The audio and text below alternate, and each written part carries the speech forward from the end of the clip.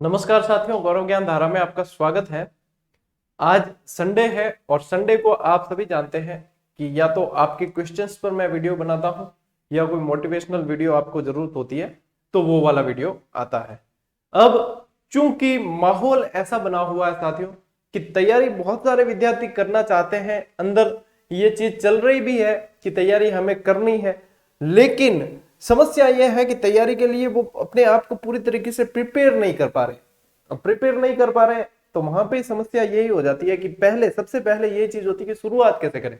जब शुरुआत अच्छी तरीके से हो जाए तब तो कोई दिक्कत ही नहीं है, फिर उसे जो है कंटिन्यू बना के रखना है और उसी कंटिन्यूटी के साथ में आगे बढ़ना है। इस जो है पिछले कुछ दिनों में बहुत सारे सवाल विद्यार्थियों के आए और वे जानना चाह रहे थे कि इनमें कैसे, मतलब इनका क्या समाधान हो सकता है। तो उन्हीं सवालों को आप मेरे पास में देख पा रहे हो, ये मैंने लिख रखे हैं यहाँ पे। उन्हीं सवालों पर अपन चर्चा करेंगे और आप लोगों की जो शंकाएं हैं कोशिश करूंगा मैं कि उन शंकाओं का समाधान आपको इसी वीडियो के अंदर मिल जाए। ठीक है, तो शुरू करते हैं, समय को ज्यादा व्यर्थ नहीं करेंगे अपन। चलिए, इस इमेज पे भी अपन बात करेंगे कि आप लोगों की क्या गलतियां होती है और उसी का परिणाम भुगतना पड़ता है। चलिए साथियों, सबसे पहले अपन देखते हैं। ठीक है, एक सवाल ये आता है कि सर भर्ती में कितना समय लगेगा। ये जो सवाल पूछते हैं ना साथियों, अब वो ये है कि ये सवाल वैसे जो बहुत अच्छी तैयारी करने वाला विद्यार्थी है ना, वो कभी भी ये सवाल नहीं पूछता। और जिसको 100% सीट निकालनी ही है, चाहे कुछ भी हो जाए, सीट निकालनी है और एकमात्र लक्ष्य ये है कि मैं गवर्नमेंट जॉब लेकर रहूंगा, उसके लिए ये सवाल मायने रखता ही नहीं है कि भर्ती कब आएगी। उसके लिए सवाल ये मायने रखता है कि भर्ती जब भी आएगी तब मैं सीट निकालूंगा या नहीं निकालूंगा, उसके हिसाब से तैयारी करनी है। फिर भी मान लो यदि आपके मन में ये शंका रहती है कि भर्ती में कितना समय लगेगा, तो साथियों एक बात ध्यान में रखना, अब सरकार बहुत ही द्रुत गति से कार्य करेगी, क्योंकि अब सरकार का काफी सारा समय जो है निकल चुका है और बहुत कम समय उनके पास में बचा है। तो इसमें क्या होगा कि जैसे कुछ भर्तियां, अब जैसे आप देखते हो रिट लेवल 2 रद्द की, कुछ ऐसी भर्तियां जो वापस करवानी पड़ी है, तो ये सारी चीजें हैं। इस दरमियान अब सरकार चाहेगी बहुत व्यवस्थित तरीके से और अच्छी तरीके से इन भर्तियों को कवर किया जाए और व्यवस्थित समय पर पूरा करवाया जाए। तो जब भी, मेरा अनुमान है, जब भी भर्ती आएगी तब से आपको 3 से 3.5 महीने या 3 से 4 महीने तक का समय मिल सकता है इस दरमियान। अब इस दरमियान जो विद्यार्थी जगे हुए हैं और नियमित रूप से जगे हुए हैं, उनको कोई भी समस्या नहीं आने वाली है, क्योंकि वो बहुत अच्छी तरीके से अपने को संभाल पाएंगे और अपनी स्पीड को बूस्ट कर लेंगे। लेकिन जो अभी तक जगे ही नहीं है, जो इंतजार कर रहे हैं कि भर्ती आएगी और हम आराम से तैयारी करेंगे और जब आएगी जब देखी जाएगी, और इस तरीके से जो सोच रहे हैं, उनको बहुत समस्या होने वाली है, क्यों वो भगदड़ का शिकार होने वाले हैं। फिर मैं हमेशा कहता हूं, भगदड़ का हिस्सा मत बनना। अब आपको मतलब भगदड़ से, भीड़ से आगे निकल जाना है ताकि भीड़ आपको प्रभावित न करे। तो ये ध्यान रखना कि जब भी वैकेंसी आ जाती है उसके बाद आपको लगभग 3-3.5 महीने का समय मिलेगा। अब जो पहले से जगे हो उनको कोई प्रभाव नहीं पड़ेगा, जो बाद में जगेंगे वो ये चाहेंगे कि डेट आगे खिंचके वगैरह वगैरह। अब वैसे ये अब ये मांग अनुचित रहेगी जब भी ये आती है और डेट आगे खिसकाने जैसी बातें आती है, अनुचित रहेगी। क्यों? क्योंकि समय ऑलरेडी बहुत मिल चुका है, रीट वापस रिपीट हो रही है। सेकंड गेट बहुत इंतजार लंबा कर लिया, फर्स्ट गेट बहुत इंतजार लंबा कर दिया। तो अब भर्ती आने के बाद यदि ये बात कभी सामने आती है कि हमें तैयारी का मौका नहीं मिला और डेट आगे बढ़नी चाहिए, सरासर गलत है। और ये सिर्फ वे लोग करेंगे जो, जिनको कोई मतलब नहीं है, जो सीट निकालने वाले ओरिजिनल है ही नहीं, वो लोग कर सकते हैं। ठीक है, तो जो व्यवस्थित जगे हुए हैं, तैयारी अच्छी कर रहे हैं, उनको कोई समस्या इसमें नहीं होगी। कुछ विद्यार्थी इसलिए भी तैयारी नहीं करते हैं कि सिलेबस चेंज हो गया तो हम क्या करेंगे। कुछ विद्यार्थियों की ये सबसे बड़ी समस्या रहती है कि सर सिलेबस चेंज हो गया तो हमें वापस दूसरा पढ़ना पड़ेगा। मुझे बताओ समस्या कहाँ है, मेरी बात को समझना। समस्या कहाँ है? कोई भी भर्ती होगी, कभी भी उसमें ऐसा आप नहीं देखोगे जिनमें सिलेबस चेंज किया गया है उसमें आप ये देख लो कि पूरा का पूरा सिलेबस ही बदल दिया, या ये भी नहीं देखोगे आप कि 30-35% सिलेबस बदल दिया, कभी नहीं।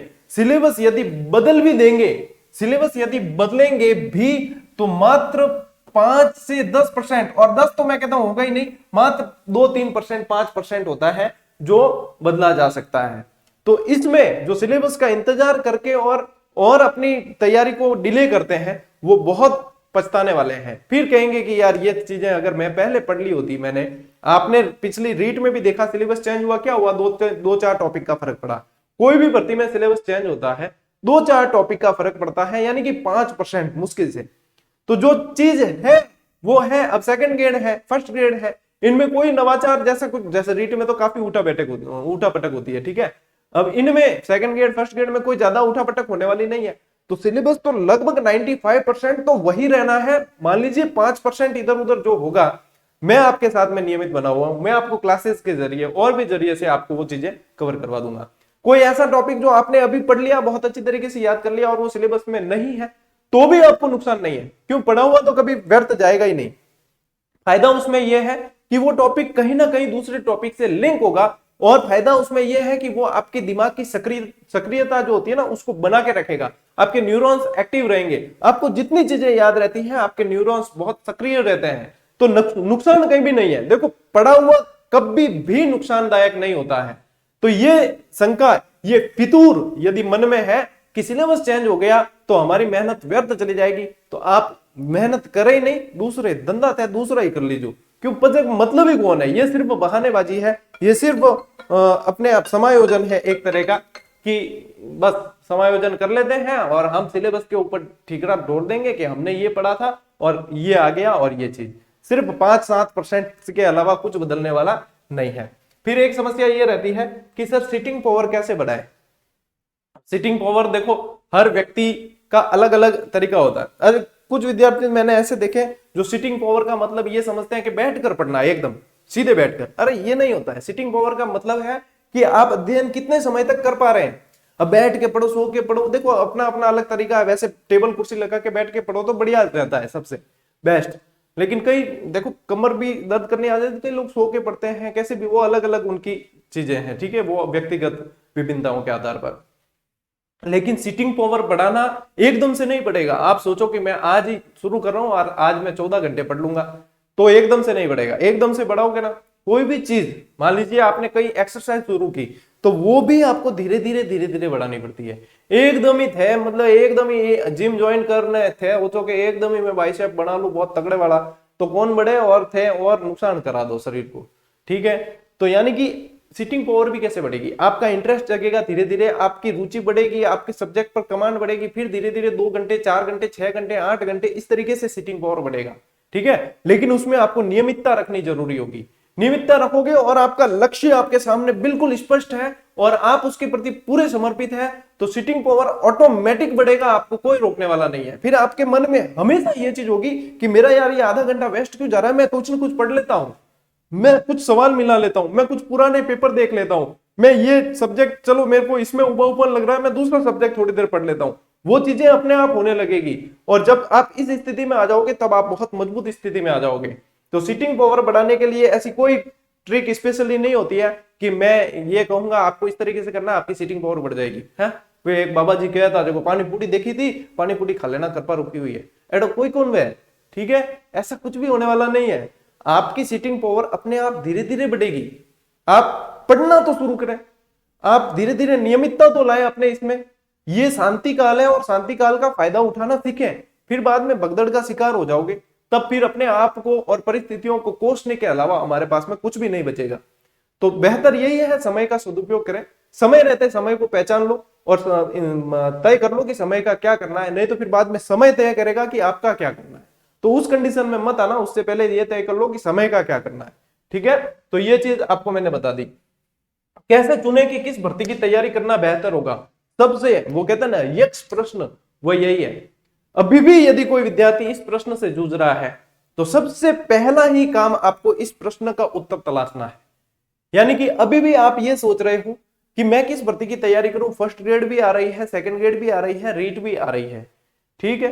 तो रीट तो पात्रता परीक्षा है, ठीक है, रीट पात्रता परीक्षा है, लेकिन पात्रता परीक्षा को क्लियर करना भी जरूरी है। अब रीट और सेकंड ग्रेड एसएसटी वालों की कोई समस्या नहीं है, मैंने इस पर कई बार वीडियो बनाया है और कई बार बता दिया है।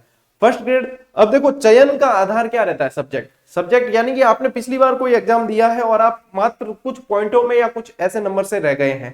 देखो ये शंकाएं किसके बीच में रहेगी, एक तो पोस्ट ग्रेजुएशन है जिसके उसको सबसे ज्यादा ये शंका रहेगी। ठीक है, जिसके पोस्ट ग्रेजुएशन है ही नहीं उसको तो रीट और सेकंड ग्रेड में चयन करना है, और सबसे पहला वो सेकंड ग्रेड ही करेगा, क्योंकि रीट पात्रता है, उसके साथ में वो रीट की कर लेगा आराम से, क्योंकि न्यूरॉन्स उसके बहुत एक्टिव होंगे पढ़ते समय, तो वो थोड़ी सी तैयारी में और रीट की पात्रता परीक्षा को निकाल सकता है। ठीक है, अब शंका रहेगी एमए, और एमए जिसके पास है उसके पास शंका रहेगी कि मैं फर्स्ट ग्रेड को चुनूं या सेकंड ग्रेड, शंका इन दोनों के बीच में रहेगी। ठीक है, अब फर्स्ट ग्रेड और सेकंड ग्रेड के बीच में शंका का समाधान कैसे होगा? आपने पिछली बार यदि फर्स्ट ग्रेड दी है और कुछ नंबर से रहे हो तो सीट ये मत देखना कि सीट इसमें कम है तो क्या पता मेरा नहीं हो पाएगा, नहीं, आप ये देखें मैं कुछ नंबर से ही रहा था, मेरी कुछ नंबर से रहे यानी कि सब्जेक्ट पर कमांड अच्छी है। ठीक है, तो कुछ नंबर से ही रहे थे तो आप उसको कर सकते हैं बेहतरीन तरीके से। ठीक है, लेकिन जब उसको चुन लिया तब फिर आपको वापस पीछे हटने की कोई मतलब, आपको पीछे हटना ही नहीं है। जब सब्जेक्ट को चुन लिया है और आपके दिमाग में एक चीज क्लियर है कि मुझे फर्स्ट ग्रेड करनी है तो फिर करनी है बस, उसके बाद में भले सेकंड ग्रेड में 10,000 आए या 20,000 आए उससे कोई लेना देना नहीं है। ठीक है, फिर आपने तय कर लिया कि मुझे स्कूल व्याख्याता निकालनी है तो निकालनी है, चाहे एग्जाम आज होता है चाहे एग्जाम 6 महीने बाद होता है। ठीक, ये चीज क्लियर होनी चाहिए। तो उसका डिसीजन कैसे लेंगे? आपकी सब्जेक्ट पर कमांड कैसी है, आपकी सब्जेक्ट के प्रति रुचि कैसी है। एक तो अपने पास में सिर्फ एक रास्ता होता है कि स्कूल व्याख्याता ही आई है तो सिर्फ उसकी करनी है, तो कैसी भी रुचि होगी आपको पढ़ना है। दूसरी चीज, आपकी सब्जेक्ट में रुचि अच्छी है और आपकी मतलब उसके प्रति रुझान अच्छा है और आपके अंदर पूरी सकारात्मकता उसके प्रति है तो आप फर्स्ट ग्रेड के लिए जाए।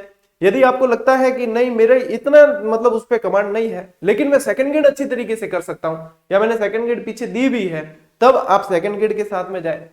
फिर वहां पे वो सीट देखो, पोस्ट और दोस्त देखकर कभी तैयारी नहीं की जाती कि मेरा दोस्त ये कर रहा है मैं ये कर लूं, या इतनी पोस्ट इसमें आई है तो मुझे ये कर लेनी चाहिए। ये मानसिकता बिल्कुल गलत है।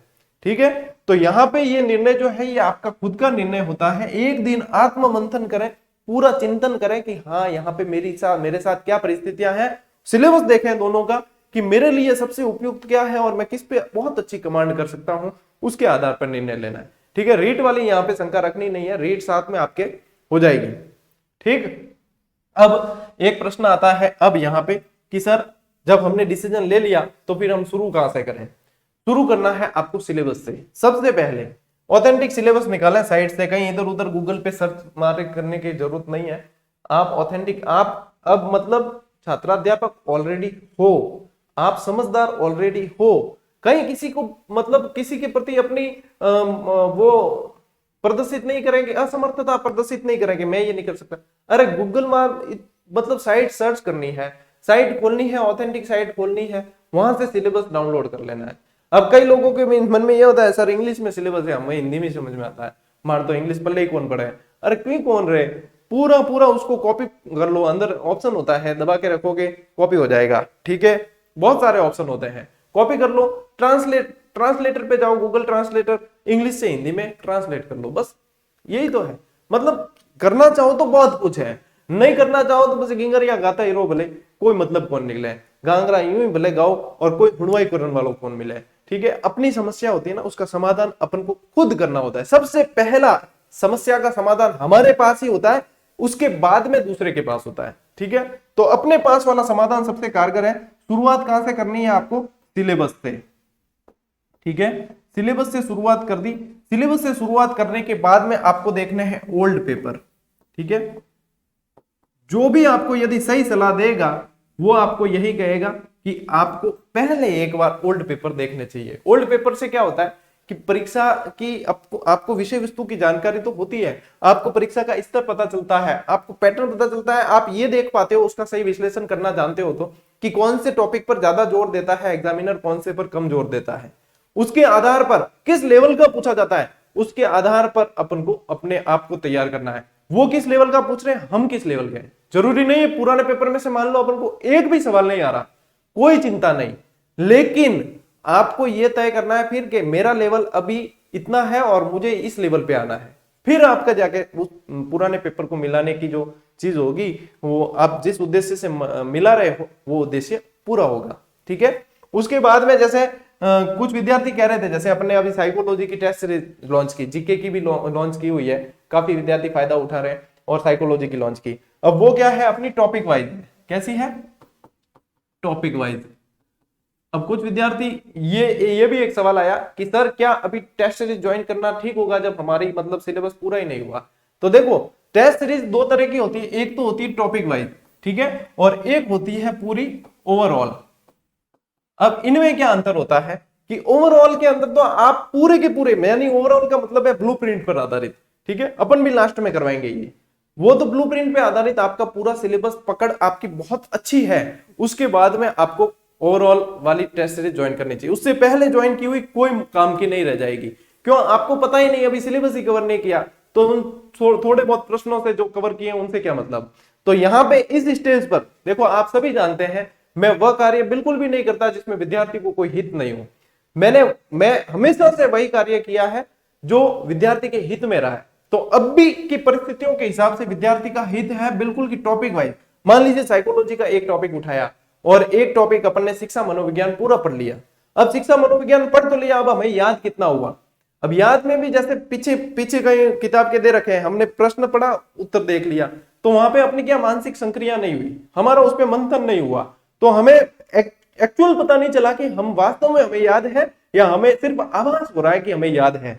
तो इसमें ये चीज टॉपिक वाइज जैसे टेस्ट सीरीज है उसमें क्या होगा, उत्तर सामने दिखेगा नहीं आपको, पूरा पेपर जैसे 30 प्रश्न है अपने एक पार्ट के अंदर जैसे, ठीक है। हालांकि ये टेस्ट सीरीज की यदि डिटेल देखनी है ना, इसका अलग से वीडियो बना रखा है और प्ले लिस्ट भी अलग से टेस्ट सीरीज वाली, उसमें देख लेना, यहाँ नहीं बताऊंगा मैं यहाँ पे इसका बताता हूँ कि इसका क्या चीज होती है, ठीक है।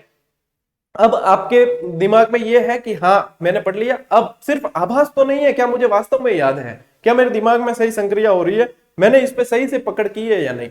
तो उसमें क्या है, उत्तर दिखेंगे नहीं, आप पूरा चुनोगे उसको, ठीक है। उसके बाद में आप सबमिट करोगे, फिर आपको आंसर पता चलेंगे, बाद में आपकी रिजल्ट पता चलेगा, तब आपका एक्चुअल उस टॉपिक का रिजल्ट निकल के आएगा कि ये टॉपिक पर मेरी अभी इतनी पकड़ है और ऐसे प्रश्न जो इसमें आए हैं वो मैंने अभी तक पढ़े नहीं, तो मुझे अभी और सोर्सेज की जरूरत है या नहीं है, और मेरी कहां पे क्या कमजोरी है। यही चीज जीके में भी मायने रखती है, यही चीज साइकोलॉजी में भी मायने रखती है। तो इसी उद्देश्य से अपन ने topic wise test series join की चालू की है, और टॉपिक वाइज का मकसद भी यही है।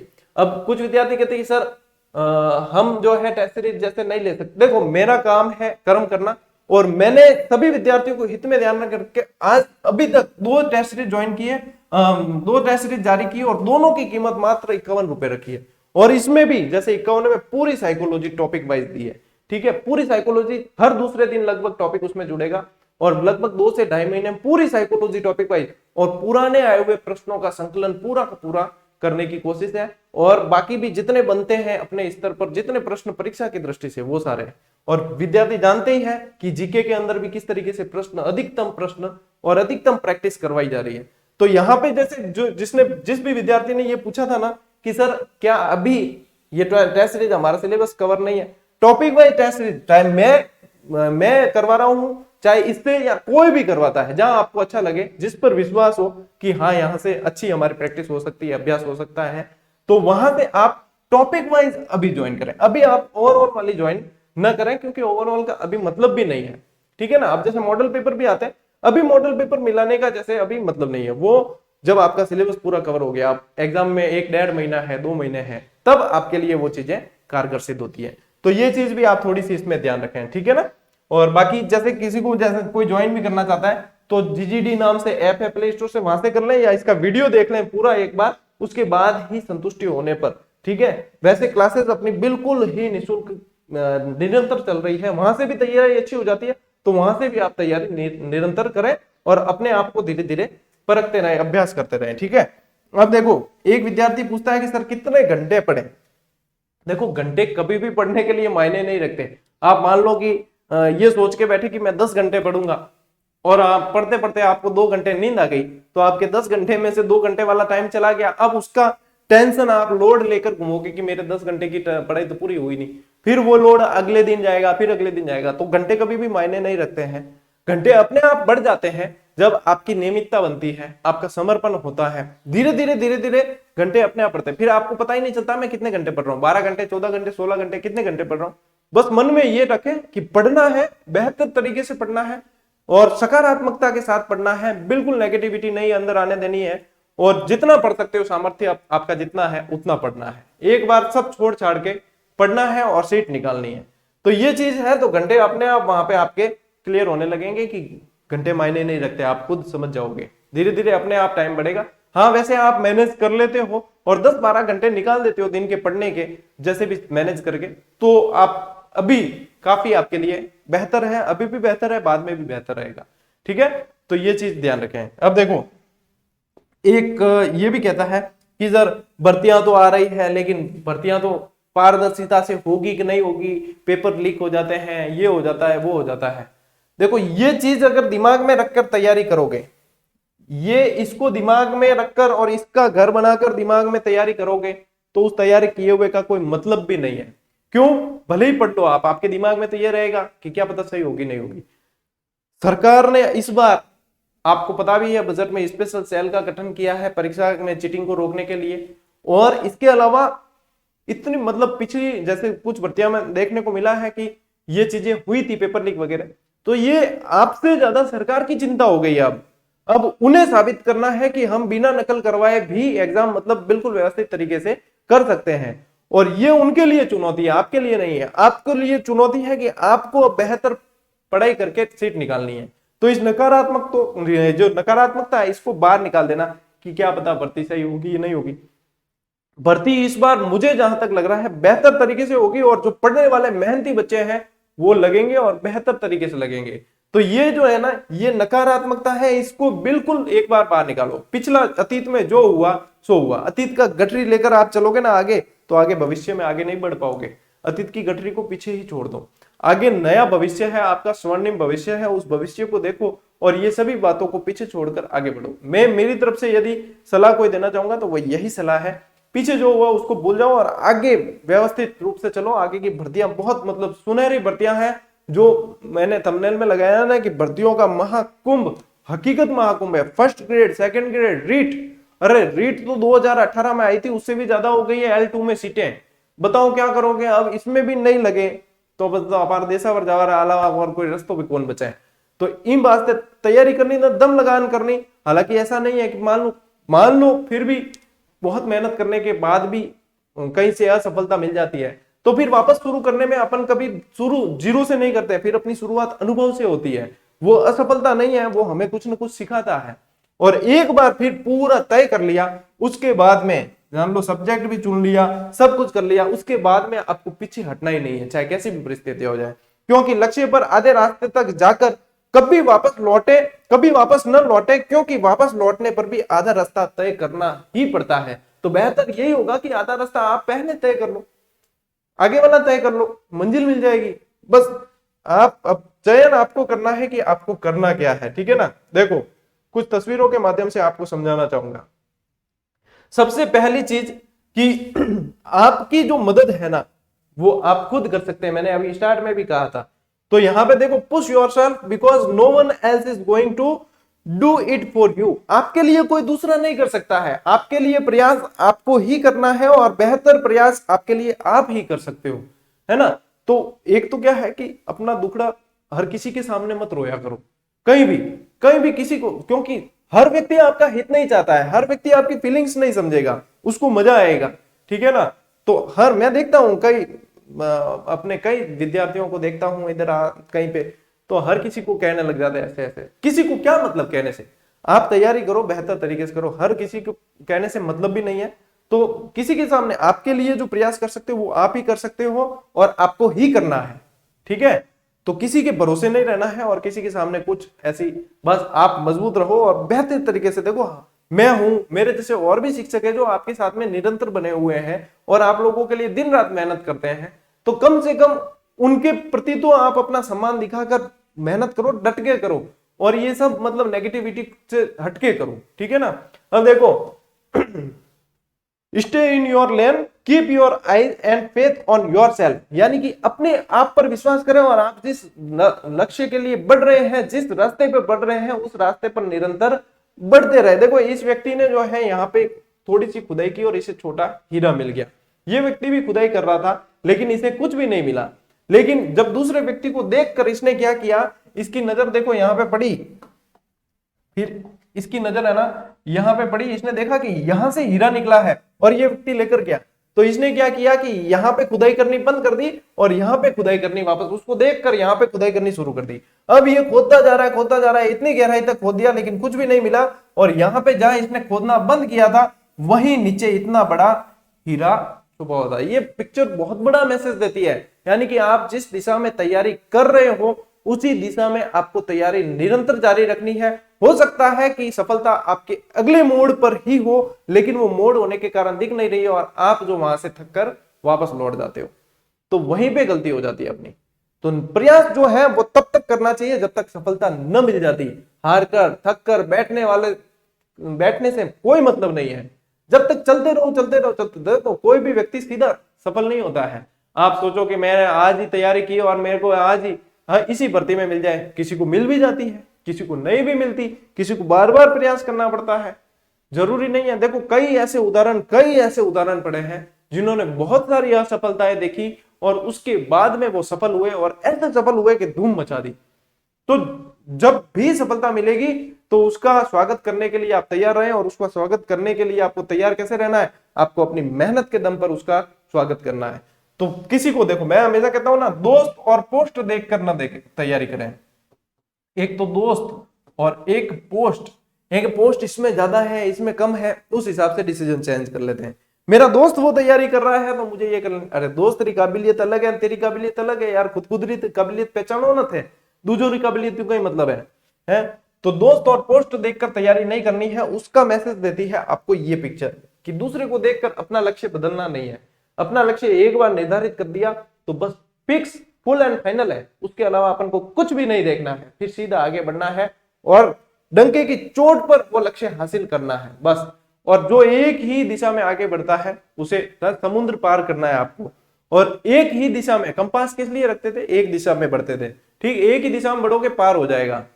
और बार बार दिशाएं बदलोगे तो भटकते रहोगे और कुछ भी नतीजा निकलने वाला नहीं है। तो साथियों, मेरी तरफ से मैंने प्रयास किया है कि जितनी आपके शंकाएं थी, जितना आपके ये सारे मन में दुविधाएं थी, उन सबको मैं समाधान कर सकूं। लाइव मैं नहीं आया हूं, उसका कारण यह है कि अभी भी देखो ये लगभग है ना 27-28 मिनट का वीडियो बना है और ये 27-28 मिनट अपने 1-1.25 घंटे में बदल जाते लाइव आने पर। लाइव अपन उस समय आएंगे जब आपको बहुत ज्यादा जरूरत महसूस होगी या कुछ ऐसा ही चीज होगी कि हाँ लाइव आना पड़ेगा विद्यार्थियों की प्रतिक्रियाएं जानने के लिए, उस समय अपन लाइव आएंगे।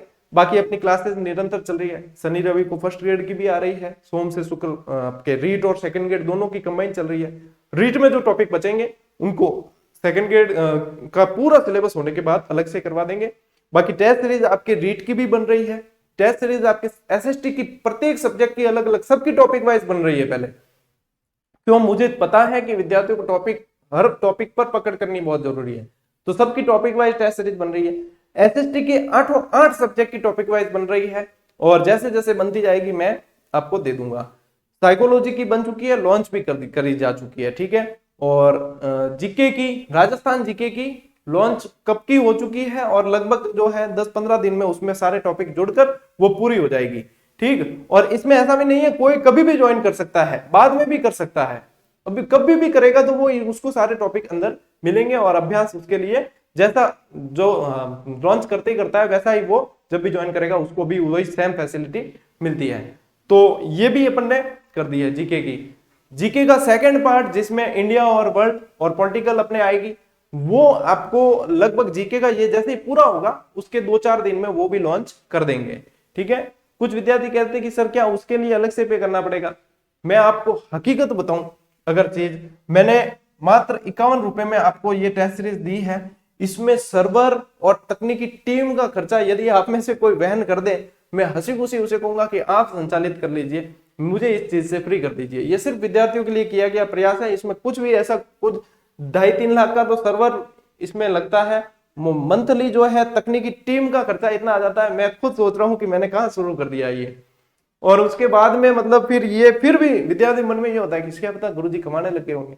जिसको भी ऐसा लगे ना, कृपया करके वो कभी भी मेरी टेस्ट सीरीज मेरे द्वारा चलाई हुई ज्वाइन मत करना, क्योंकि इसमें आना जाना कुछ नहीं है और पूरा सिर्फ ऐसे ही मतलब समझ लो कि शरीर का पानी है पूरी तरीके से। लेकिन एक है जुनून कि हाँ विद्यार्थी जो भावनाएं समझते हैं उनके लिए हमें प्रयास करना है और उनको बेहतरीन अभ्यास करवा कर और बेहतरीन नतीजा देना है। उनके रिजल्ट जब आएगा तब दुनिया देखेगी कि इन्होंने वास्तव में कहीं से पढ़ाई की है। और अपने वैसे निःशुल्क ही है क्लासेस, न आज है न कभी है, मैं कभी क्लासेस और गुणवत्ता आपको पता ही है, क्लासेस का कभी शुल्क लेने का मेरा इरादा ही नहीं है।